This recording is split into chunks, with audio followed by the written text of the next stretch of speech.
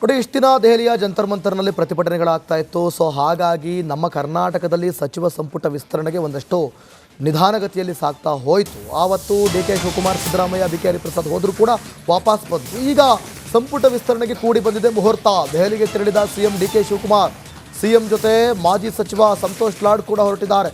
ಮಧ್ಯಾಹ್ನ 1 ಗಂಟೆಗೆ ಸಿದ್ದು, ಬಿ.ಕೆ. ಹರಿಪ್ರಸಾದ್ ದೆಹಲಿ ಯಾತ್ರೆ. ಮಧ್ಯಾಹ್ನ 2 ಗಂಟೆಗೆ ಡಿಸಿಎಂ ಡಾಕ್ಟರ್ ಜಿ ಪರಮೇಶ್ವರ್ ಪ್ರಯಾಣ. ತೀವ್ರ ಕುತೂಹಲ ಮೂಡಿಸಿದೆ ಹೈಕಮಾಂಡ್ ನಿರ್ಧಾರ.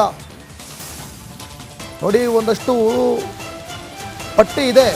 ಆ ಪಟ್ಟಿಯಲ್ಲಿ ಒಂದಷ್ಟು ಜನರ ಹೆಸರು ಇದೆ. ಈಗ ಆ ಹೆಸರಲ್ಲಿ ಯಾರ ಹೆಸರು ಫೈನಲ್ ಆಗುತ್ತೆ ಅನ್ನೋದೇ ಕುತೂಹಲ.